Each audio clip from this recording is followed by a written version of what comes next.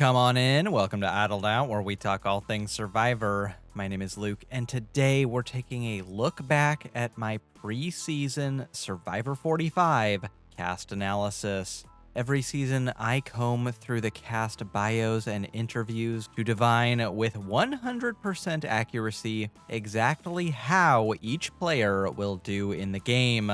Along the way, I like to give an award based on how I think they'll play or the edit they'll be given. Think of them as high school superlatives, Survivor style. Most likely to win, most likely to be purple, and so on.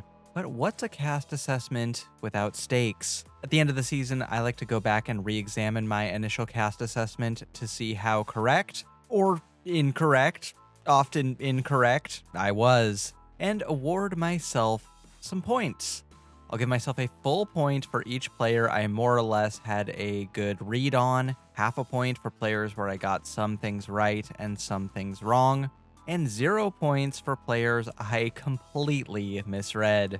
I always aim to be impartial here, and I shoot for at least half of the possible points, 9 out of 18, to consider it a success.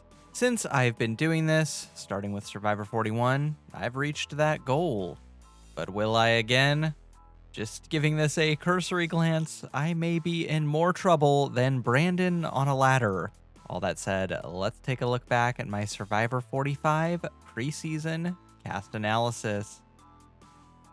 Let's begin with not our first boot, our first quit, Hannah Rose. I gave Hannah the award for most likely to cause chaos. A quit is pretty chaotic, I guess, but that's not really what I had in mind. Here's what I originally said about Hannah. If anyone's going to throw the rice in the fire when they think they're going home, it's her. I do not think Hannah will really be in the power at her tribe, but I do think with this group, she might be able to pull the strings. I think it's possible she may pull a sugar and dictate the tribe with her whims. I really don't expect this tribe to be able to get on the same page about anything, which is perfect for an impulsive player like Hannah to squeak by again and again and again. And all of a sudden she's at the final 5. We can only hope.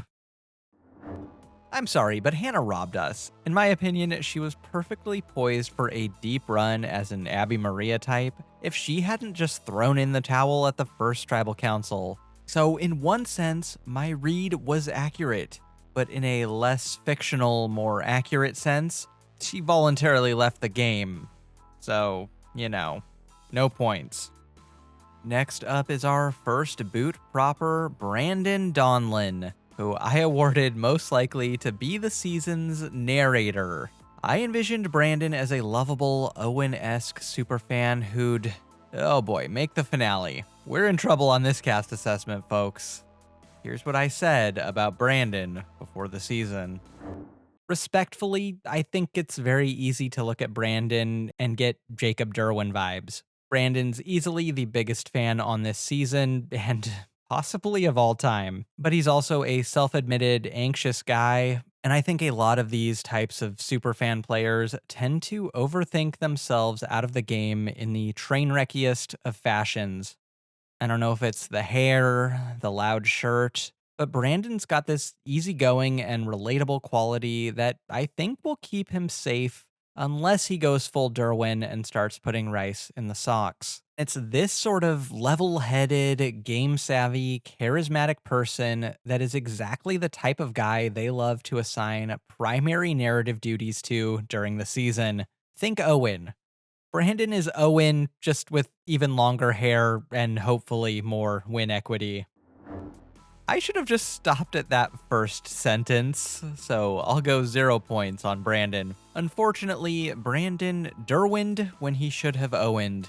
I do think his social game would have taken off if he could find his composure and if he was on a tribe that could avoid going to tribal council for more than 5 seconds. However, Brandon just never really found his footing in the game. Quite literally. Moving on, let's look at our third boot, Sabaya Broderick, who I said was least likely to be able to stand her tribe. So, Sabaya completely overplayed her way out of the game on a tribe where she would have to actively try to get voted out. This was a major shock to me, and here's why.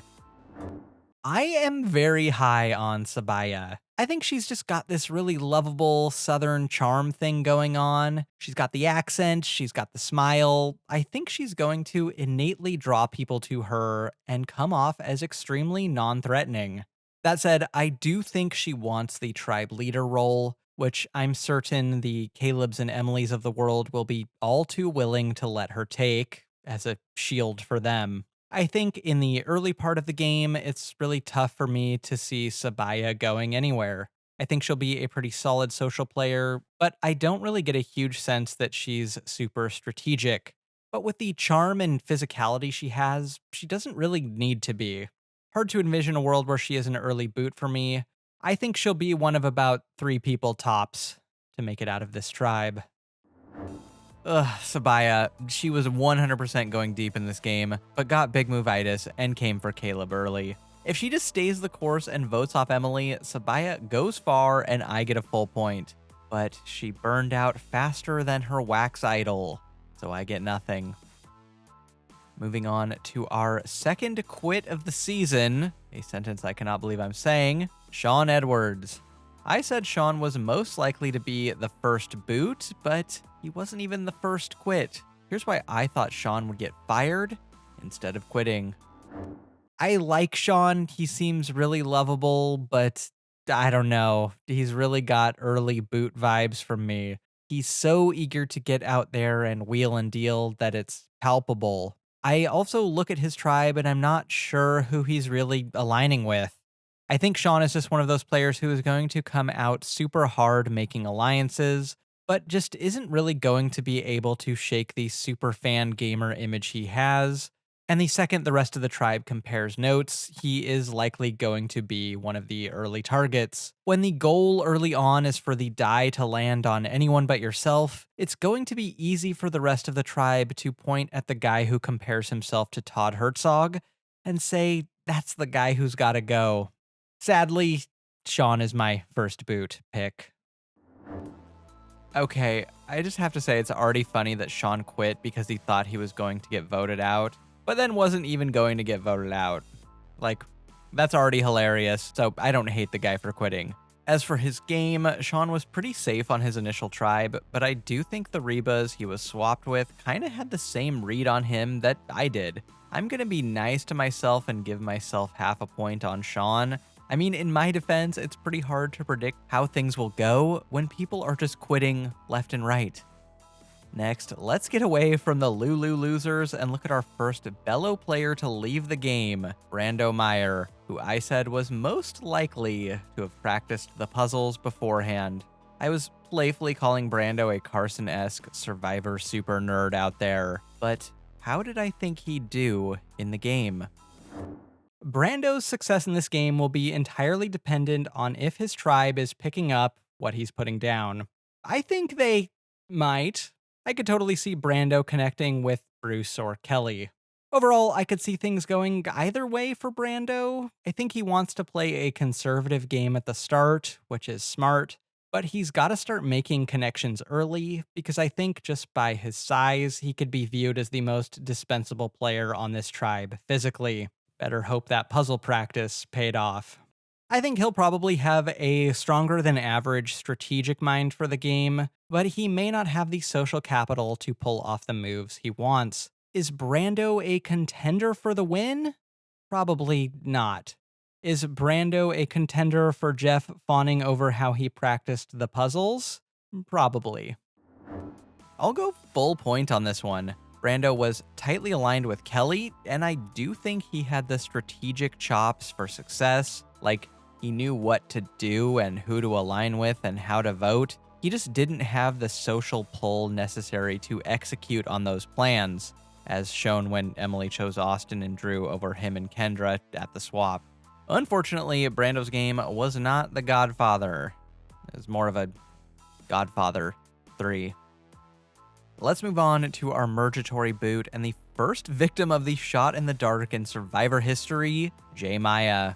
I said Jay was most likely to have dangerously positive energy. And here's why I thought Jay had the Marianne upside and Mariah downside. I do lean towards the earlier boot side of things with J Maya. She's got by far the most long winded interview and gives like 2 or 3 answers to every question. If the other players can't get a word in edgewise, or worse, they're just straight up annoyed by her, that could be a major liability for her game.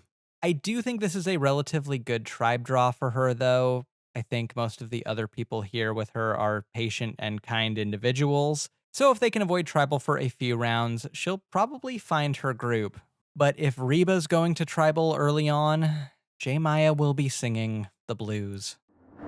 I do think this was pretty accurate. Jay's time in the game was clearly limited from the jump. She had no idea she was on the outs with Reba both pre and post swap, and she only made it as far as she did because Reba was such a successful tribe. I still think I have to go no points here though. I did predict that Jay would be one of the outsiders of Reba and viewed as disposable, but it was in more of an introverted, geeky, bookish way than in an excitable, over-the-top way that I thought. Next, let's look at Sifu, who I believed was going to be Facebook's favorite. To the great detriment of my own mental health, I like to keep tabs on what the more casual audience on Facebook is saying about the current season of Survivor, and I thought this guy and his goofball energy would be the casuals' pick to win. Here's why I thought that. I think Sifu's got this high energy teddy bear vibe that will play to his advantage, and his tribe will definitely be looking to him to lead them in the challenges. That said, Sifu's own worst enemy may be himself. I think he's got this over-eagerness to kind of come out there guns blazing with regards to gameplay. He wants to go find idols, he wants to find advantages, he wants to go on journeys, he wants to play like Tony. If he can resist the urge to come out super hot, he's all good. But if he comes out and immediately starts building spy shacks and looking for idols, he'll be in a lot of trouble. I think there are players on his tribe who would look at him and be like, this dude's built like the Juggernaut from X-Men. He's doing Tai Chi every morning, and he has an idol. He's gotta go. I'll go half a point on Sifu. Jake and Caleb were by far the fan favorites of the season for our friends on Facebook, so I can't say that Sifu was the favorite there. But I do think I pretty accurately predicted his overplaying, flame-outy game being his downfall. Sifu came out way too hot, is likely Reba's first boot if they ever lost a challenge, and only made it to the merge by the grace of Sean's quit. Speaking of fan favorites, next let's take a look at Caleb Gieberwald, who I said was most likely to catch big movitis. So I thought Caleb would play a bigger game than he did, but that's only because he was playing defense and never able to get his game off the ground after the swap. Here's what I said about Caleb preseason. Here's how I think it'll go for Caleb. I think the Caleb charm will work for a while. On a different tribe, he might get clocked earlier, but this tribe is kind of a mess. Pre-merge, he'll have most of these people eating out of the palm of his hand, and he'll probably dictate how things go often on this tribe. All roads on yellow will lead back to him.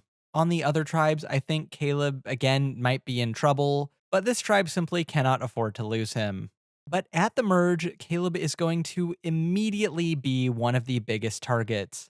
And I don't know when it will happen, I don't know how it will happen, but eventually Caleb's going to try to pull off some sort of outlandish blindside or scheme he's unqualified for, just something a tad too cute, and it'll all come crashing down.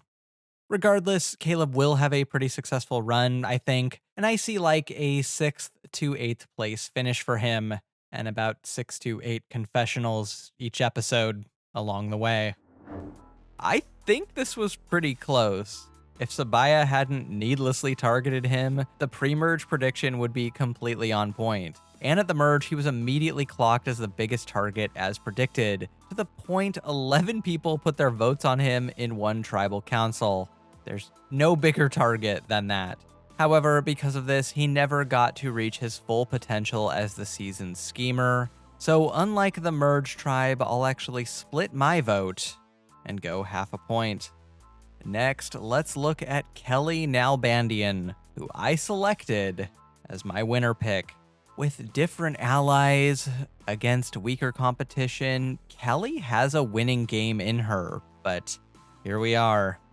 Here's why I thought Kelly would win Survivor 45 preseason.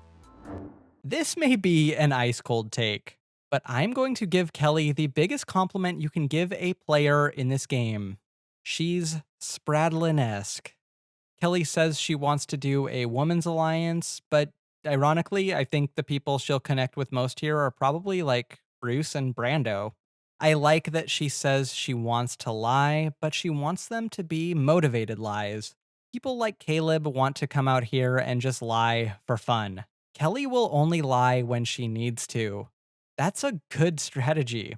She wants to let people feel heard and be able to be vulnerable with her, and then stab them in the back when the time is right. Her strategy is sound. There's roughly 0% chance Kelly goes home early. She's a pretty grounded person on a grounded tribe.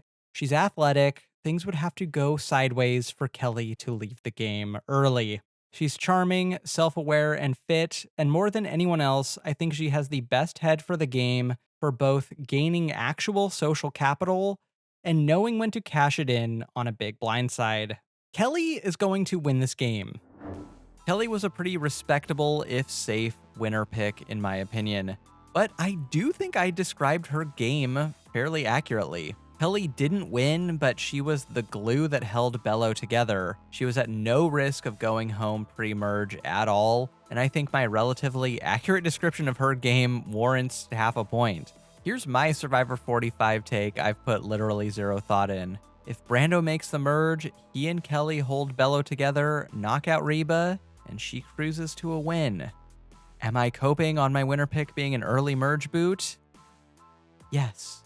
Moving on to the next Belo in the Belo Pagonging, Kendra McQuarrie, who I thought would be this season's robbed goddess, our final tribal loser, Carolyn or Cassidy 2.0.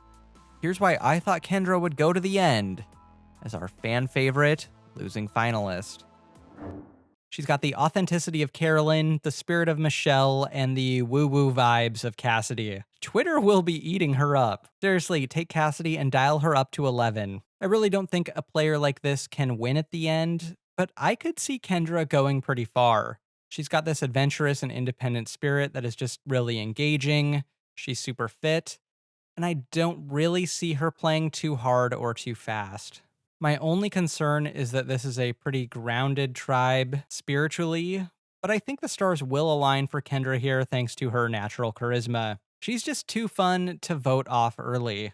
I'm feeling like possibly final tribal loser, which we will then all argue about until the end of time. Again, half a point. Kendra had little trouble in the pre-swap portion of the game, but the stars never really aligned for her post-merge, especially when she made the mistake of targeting D.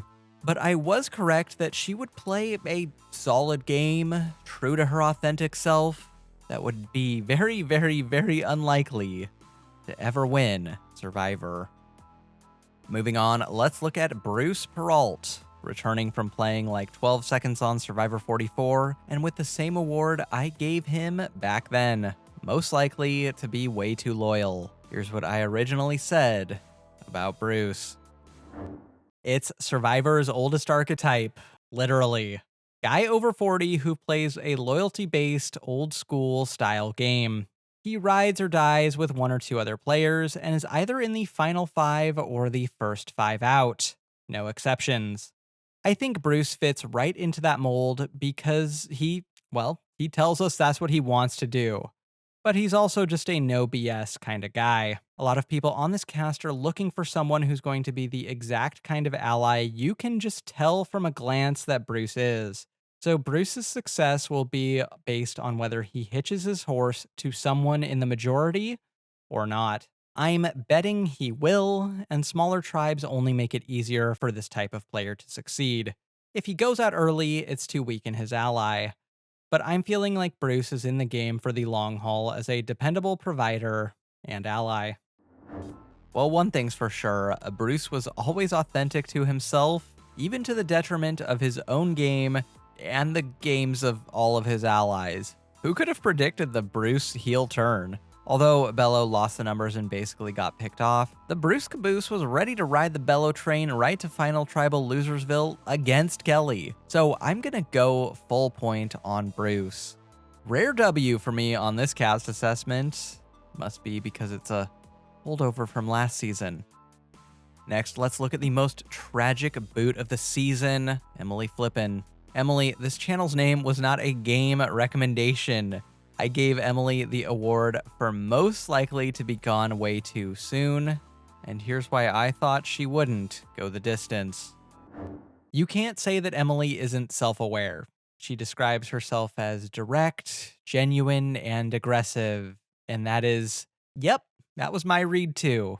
I do think that an ally like Emily, who wears her heart on her sleeve and always tells you exactly what she's thinking, is a valuable asset. But I'm not sure who on this tribe she really is gonna connect with.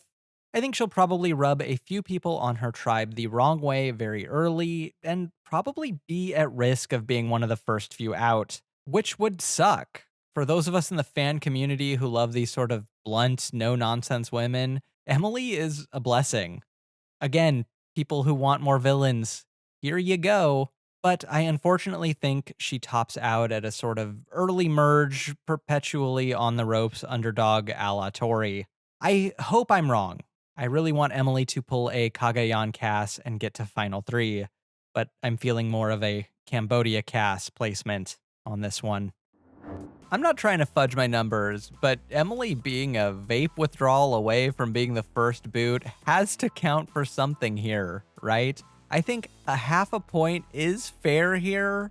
I mean, if anything, at risk of an early boot was an understatement on my part. Let's look at our final pre-finale player next, Drew Basile, who I said was most likely to have an odd couple relationship. This is why I thought Drew would be the Steven to someone's JT. I think Drew's best bet is to link up with Austin and do a sort of Ryan and Devin style thing, or else he's going to be one of the first few out of his tribe. That said, and I could be entirely reading into things too much, but I sense a bit of an ego on Drew.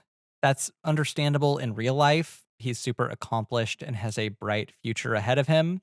But in Survivor, when any negative personality quirk, real or perceived, can get you voted out, that may not be so great. Drew's best bet is to do what he says, play the Ryan Ulrich game, and link up with someone in power who complements his weaknesses.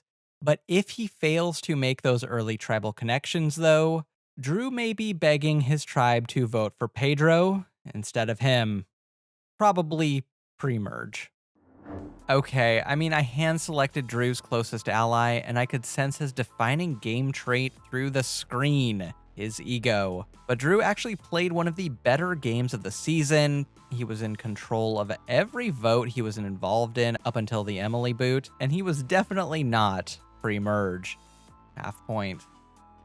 Let's move on to our final five with our first finale boot, Julie Alley, who I thought was most likely to get the growth edit.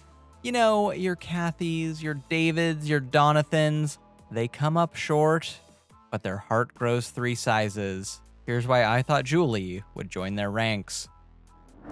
Oldest woman on the season. I don't have to tell you that Julie will be at risk in the first few tribal councils, just on demographics. But if this tribe can avoid seeing Jeff for a few days, I think Julie has a good shot at a deep run. She's got this gentleness to her that I think will make her easy to talk to for most of the players, and I think the sincere, loyalty-based game she wants to play will be quite apparent. And if the people on her tribe are smart, she'd be a good pickup as an ally, because she's going to ride or die with you to the end, probably to her own strategic detriment.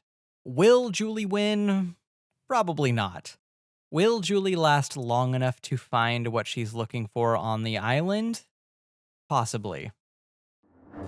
Julie had more win equity than I thought, but I think I pretty accurately summarized the game she ended up playing.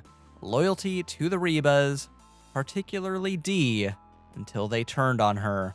Unfortunately for me, a lot of her growth edit, including her flashback package, seems to have been left on the cutting room floor, so I'll go half a point for Julie. Next, let's look at Final Four fire-making loser Katura Tops, who I said would be the oh yeah, she's a threat first finale boot.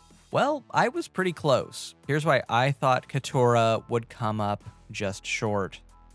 I'm feeling like Lindsay 42 or Lauren 44 vibes. Strong player, not majorly popping off the screen and slightly under-edited, but on the island, a very real threat to win. This is the late merge or first out in the finale boot where we're all like, oh yeah, her. I do think Katura has the maturity and life experience to succeed in this game, and this is a good tribe draw for her. I can totally see her connecting with Bruce and Kelly. I really struggle to see how Katura goes home early. I think she'll probably play a pretty straightforward and loyalty-based game, but be one of the more under-edited players of the season. She'll pop up in the finale or just before as a late game threat, and then we'll find out in the post-game interviews that everyone was terrified of her making Final Tribal Council.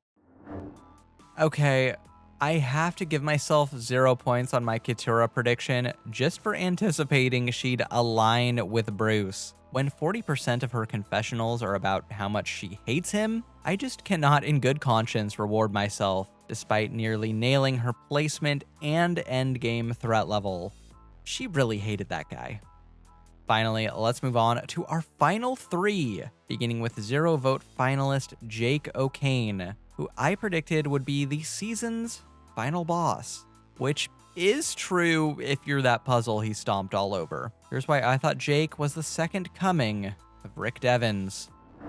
Jake's going to be a ton of fun to watch. He's got this sort of tough guy teddy bear energy that Mike Turner had. And as a theater kid, he wants to lean into the theatrics and drama of Tribal Council. He'll probably be responsible for some of the most fun Tribal Council moments this season, for sure. If this guy gets an idol, he's going to make a meal out of playing that thing. Overall, I think Jake is likely to be one of the main strategic players in charge of his tribe pre-merge. He'll be a target post-merge, and he's probably going to be the one leading a lot of the blindsides. Everyone will know he's got to go, but no one will be able to get him out until the very end.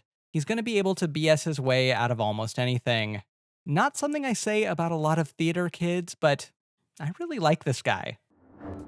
I'm torn. I think I had Jake's lovable, never give up, larger than life essence clocked, but I thought he'd have more agency in the game than he did, which was none.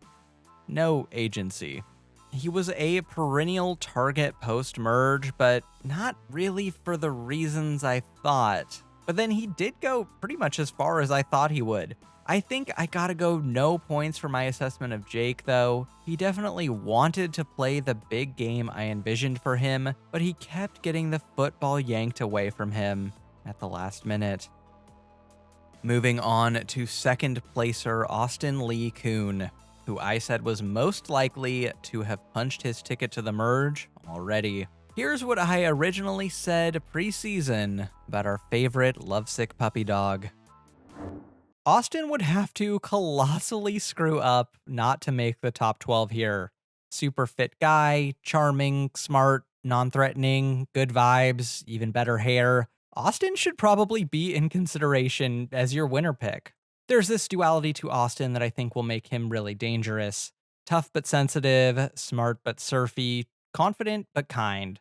Austin compares himself to Owen and says he thinks he'll be perceived as an Aussie or Woo, but he's really giving Wendell to me. Just a super affable guy with no red flags to speak of who will be indispensable for his tribe in the pre-merge. I think Austin will land more on the social player side of things rather than the strategic, but if he links up with someone who can run the numbers and do all the advantage algebra, he could be a major force this season. Finally, an unambiguous full point. Thank you, King. Austin cruised through 90% of the game, was at no risk of ever going home early, destroyed the challenges, had a super good social game, and was a genuine threat to win. The only thing I didn't predict was his showmance with D, but I predicted his showmance with Drew, so that was pretty close. Finally, let's look at this season's very deserving winner, D. Valladares, who I said was most likely to win or be the first boot. I gave this to Jenny in Season 42, and it's reserved for players who have the secret sauce to win the game, but also read as really high variance to me. Here's why I thought D was either coming in first or last. D is one of those players, though, where it could go either way for me. It's a coin flip. D's one of the many players this season who found Survivor during the pandemic, and I just get like really casual viewer vibes. Maybe the most casual fan playing this season. Like, D's not going to be reciting the boot order to Season 3 with Drew or anything. I don't necessarily think that's the worst thing in the world, but I'm just not getting a sense she really has the knowledge of the game or the strategic chops that take a good Survivor player to a great one. Don't get me wrong, I think she'll be a solid social player. I don't think she has some super hardcore game in her, but I do think she has some Michelle or Natalie White social game upside. But I do think she also has random second boot Justine downside, and we'll all be like, D who? In a month and a half. Overall, probably the hardest player for me to place this season because her archetype is so sink or swim. Flip the coin. Ugh, I should have gone all in on D the second I saw that matching tank top and shorts combo. D was by far a better and much more cutthroat strategic player than I thought she would be. I just had her pegged as more of a social player than a strategic one, and she was definitely both. Nevertheless, I said she'd get first or last, and she literally did get first. So, despite underestimating her, I think half a point is pretty fair. All right, I've tallied up my points, and I have 7.5 out of 18 possible for this cast assessment. My first miss since starting these cast reassessments back at the start of the new era. I say this as a guy who thought finalists would be first boots 2 seasons in a row. This was definitely my least accurate cast assessment so far. But that is what makes the Survivor preseason so enjoyable. It's fun to have your expectations turned on their head, which is why I'm preemptively picking the one guy who didn't even say anything or show his face in the Survivor 46 preview as my winner pick here and now. Lock it in. Let's go. This dude. Got nothing else for ya. Hope you enjoyed Survivor 45 as much as I did. Great winner, great season. Until next time, don't get idled out.